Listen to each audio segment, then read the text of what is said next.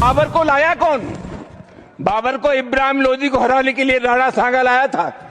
तो मुसलमान तो बाबर की औलाद हैं और तुम गद्दार राणा सांगा की औलाद हो। ये हिंदुस्तान में तय हो जाना चाहिए। अगर बाबर की तो आलोचना करते हैं, राणा सांगा की आलोचना नहीं करते। ये है सपा के राज्यसभा सांसद रामजी लाल समन, जो कि संसद में राजपूतों की शान राणा सांगा को लेकर विवादित टिप्पणी करने के बाद बीजेपी के निशाने पर हैं।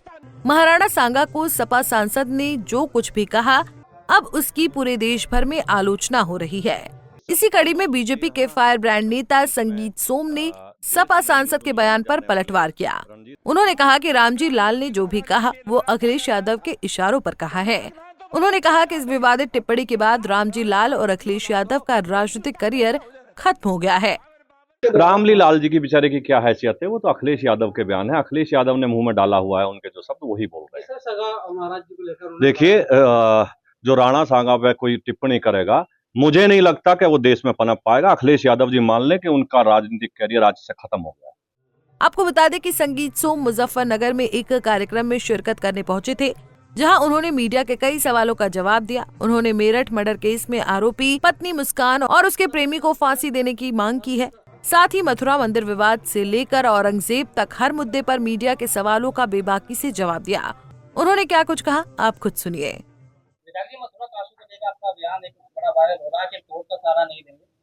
नहीं, वो आप निश्चित समझिए, मथुरा और काशी में बहुत जल्द भव्य मंदिर अयोध्या की तरह बनने जा रहा है। आप निश्चित समझ लीजिए। मेरठ की घटना को लेकर क्या कहेंगे?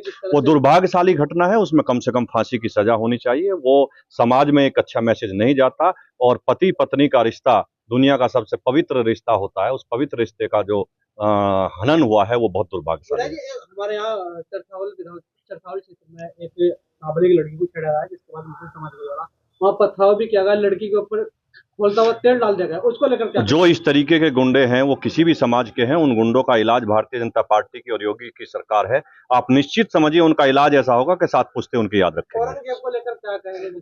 औरंगजेब की तो चर्चा है भारत में होनी ही नहीं चाहिए। औरंगजेब आक्रांता था, आतंकी था, बलात्कारी था, माफिया था। ऐसे आदमी की चर्चा आपको करनी ही नहीं चाहिए।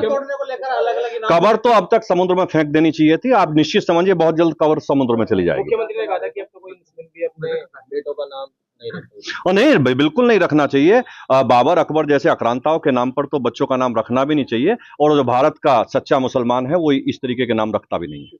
संगीत सोम का कहना है कि औरंगजेब जैसे आक्रांताओं का देश में कब्र होना दुर्भाग्य है। उनका कहना है कि एक दिन ऐसा भी आएगा जब लोग औरंगजेब के कब्र को उखाड़कर समुद्र में फेंक देंगे। पंजाब केसरी टीवी के लिए मुजफ्फरनगर से अमित कुमार की रिपोर्ट। हमसे जुड़े रहने के लिए हमारे YouTube चैनल को सब्सक्राइब करें और नई वीडियो की नोटिफिकेशन के लिए बेल आइकॉन को दबाएं। अगर आप ये वीडियो Facebook पर देख रहे हैं तो लाइक जरूर करें और ज्यादा से ज्यादा शेयर करें। धन्यवाद।